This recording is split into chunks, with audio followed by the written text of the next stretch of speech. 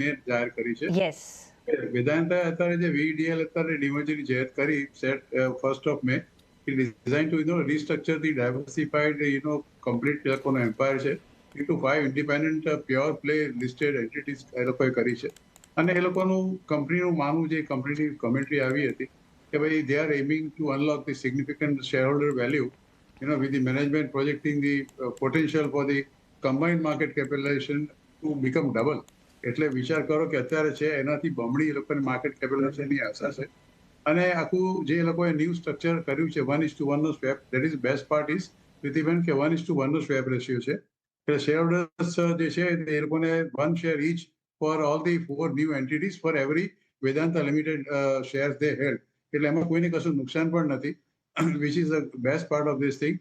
જેવી રીતે હિન્દુસ્તાન ઝિંકમાં આપણે એ લોકોએ કર્યું હતું. એટલે કે વેદાંતા એલ્યુમિનિયમ અને બાલ્કોના એક ઓપરેશન જુદા હશે. વેદાંતા પાવર છે એ થર્મલ પાવર પ્રોજેક્ટ છે.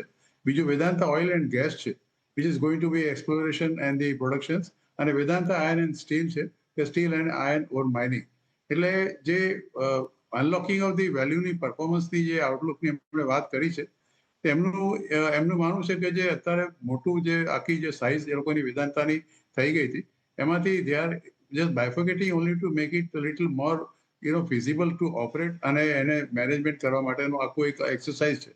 અને મેઇનલી જે પરફોર્મન્સ ડ્રાઈવર્સ છે એ એનાલિસ્ટનું માનવું છે કે potentially to perform due to expansion અને high value margin stock adjustment તો ચોક્કસ થવાનો જ છે.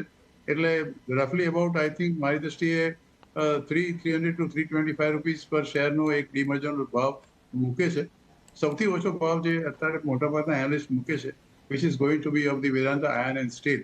પણ અત્યારે તમે જે વેદાંતાનો ભાવ છે અને 1 મે પછી કરશો તો બાય એન્ડ લાર્જ એનું જે કેલ્ક્યુલેશન્સ આવે છે એ વેદાંતાના હાલના ભાવ પ્રમાણે જ લગભગ બેસે છે.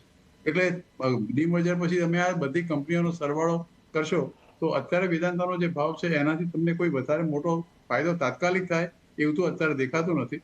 પણ જે મેનેજમેન્ટનું કેવું છે કે we are going to double our the combined market cap next 2-3 years. That is advantage for this.